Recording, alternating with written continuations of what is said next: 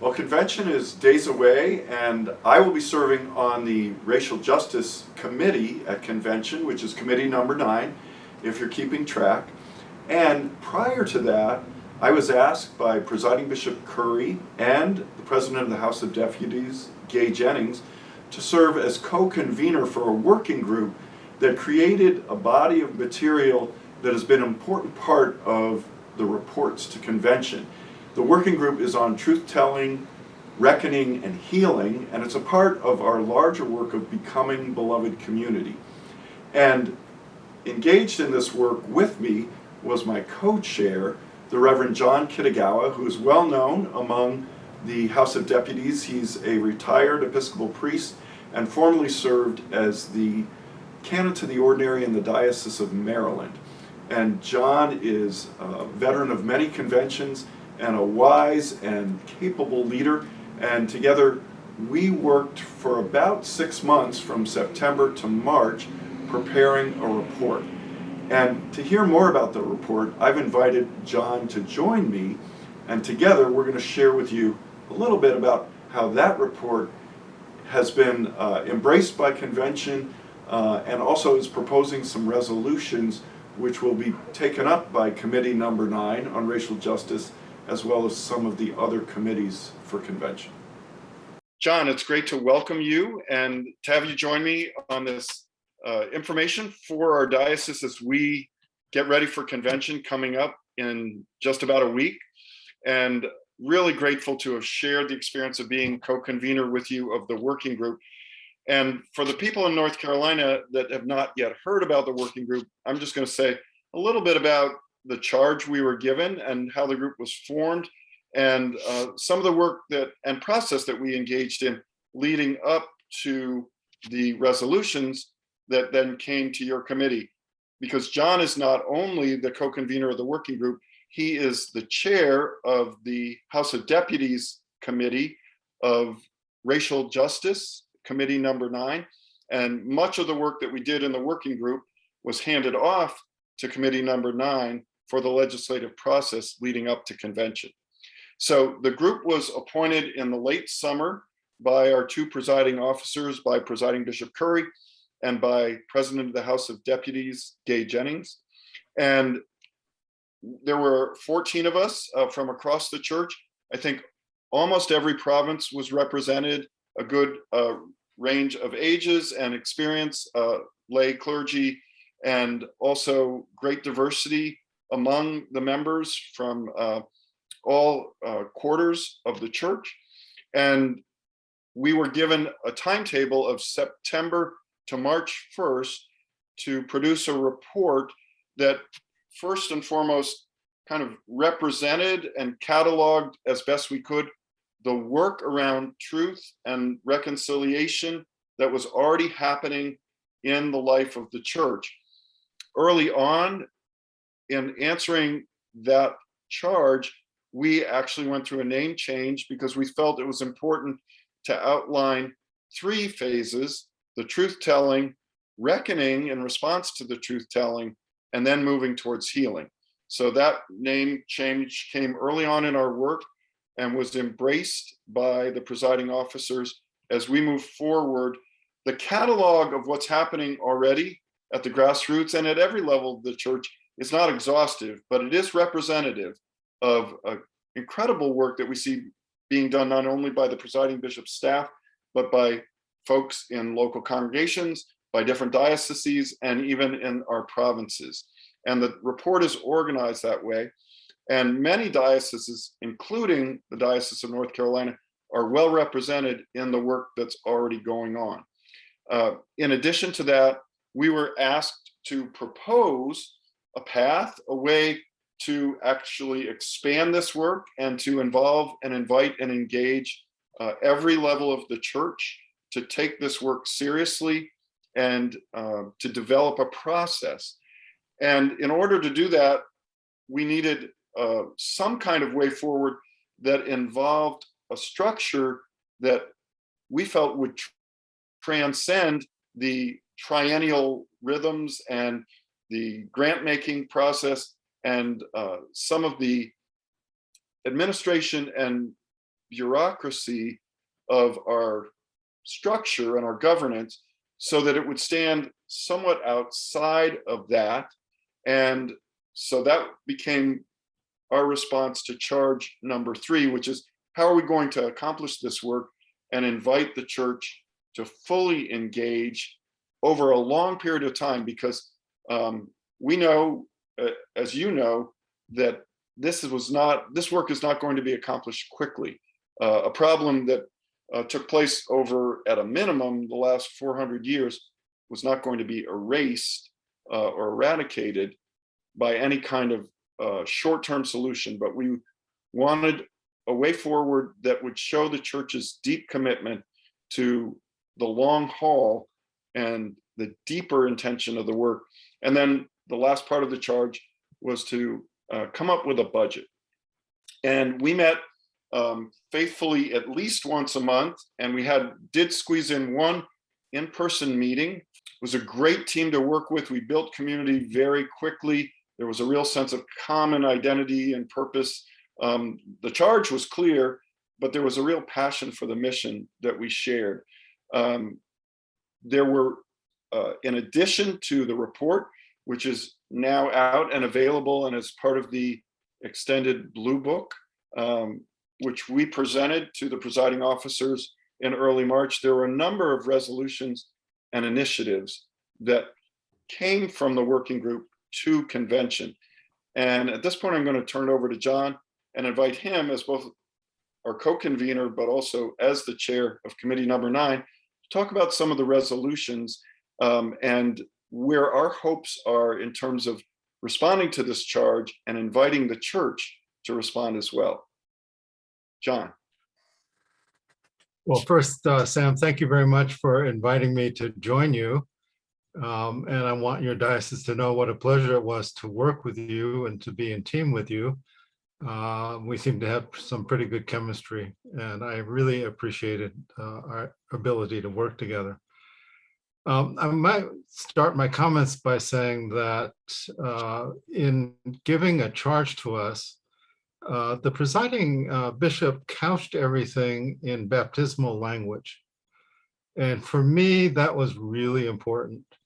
So that this report that we made is not just a political document, if you will. To me, it's really a faith document. Because if you read, and I hope you will read the report, we couch our report very much within the framework of the baptismal covenant and also the 4 quadrants of becoming the beloved community, so that we would have some consistency with the work that we've been doing over the past several years. I also think I want to echo Sam's point that we are building on. We are not doing something, totally new. But as we learned, there is so much going on in the church that is powerful, that's meaningful towards building the beloved community. And we want to capture that energy, maybe help to focus it, maybe strategize a little bit. But we are fully knowledgeable that there is a great deal going on. So when the official report was first published, I was privileged to see some reactions that came online. And I was greatly heartened by a couple of them, which were from very small congregations that were described in rural areas of our country. And they said, we're a small church and we have this little program doing this, that, or the other. Do you think we could be part of that coalition? And I'm like, absolutely, yes. We want you to be part of the coalition. We need your energy. We need the good work that you're doing. So I wanted to make that point before launching into a little bit about some of the resolutions. Our main resolution got the title A125, Extending the Beloved Community. It really is about the creation of what Sam was describing as the coalition for the Episcopal Coalition for Racial Equity and Justice. That will carry on the work, will not be subject to the 3-year triennial cycles, but we'll really recognize that this is ongoing work that is not dependent on who the presiding bishop is or who the president of the House of Deputies is, or the 3-year budget cycle. The resolution that we submitted has been amended a little bit, mainly to clarify the process. The way that we had originally written it, everything was going to happen as soon as the convention voted on it. And some wiser people said, you're going to need some time to organize this. And there's legal work to be done and so on and so forth. So A125, which creates the Episcopal Coalition for Racial Equity and Justice, has an amended resolve that says that in the biennium, the next 2 years until the next convention, this organizing work is going to take place, and that there will be a budget of, I think, $200,000 a year is the proposal for those 2 years. And then the main funding that we had talked about, which was to use a formula of 10% of the holdings of the Episcopal Church, that's a tithe, and that our budget draw would be a draw on that, about between 4 and 5%, depending on what the Executive Council normally does. So it's the spirit of the resolution remains, the intent of the resolution remains, but it has been clarified in terms of process, and that actually was very important. And I think the dialogue with Program Budget and Finance and other groups, I think, helped people to understand what we were trying to do, and I think has developed support for the resolution. A126 had to do with liturgy, and for looking at our liturgical life with a lens of how they reflect or don't reflect many of the communities that are part of the church. That resolution did not come to committee number 9, and I have not yet seen how that's going to come out. Then resolution A127 and A128 were both resolutions dealing with the issues related to the indigenous boarding schools. One more focused on finding out exactly what happened and documenting it, and the second having to do with healing. Those resolutions have been significantly amended because the deputies from the Diocese of Navajo Land wrote a resolution D033 covering much of the same territory, but with a lot more specificity. And after a long debate within the committee, we decided to put all of that into D127, having to do with the indigenous schools, learning what happened, and also then working on some healing. The reason for doing that was strategic, because we don't know how many resolutions will actually reach the floor. The resolutions from the working group were deemed essential. So by combining everything in 127, we're assured that the issues of the indigenous community will be front and center at the convention. This was very much in keeping with what we learned and what the working group desired. 129 had to do with what was originally called a forensic audit. The language was changed because many people assumed that we thought something nefarious was going on with the finances of our church. That is not at all what we were aiming at. We're aiming at learning the history and the sources of our funding and our finances, and to learn how that may have affected people of color through our history and currently. A130 is about best practices in terms of hiring, in terms of bishop elections, in terms of calling of clergy, and so on. And then A131 was about the language we use in referring to people of color, and in terms of how what language we use in referring to communities of color. I will say that unexpectedly for me, this generated a lot of conversation in committee.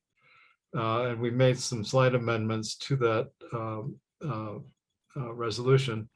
And I will be interested to see how the discussion goes in the House of Deputies. I think the point we were trying to make as a working group was that we need to pay attention, especially in terms of our language, in how communities of color perceive themselves and how they perceive the way that we refer to them in our documents and in our conversations.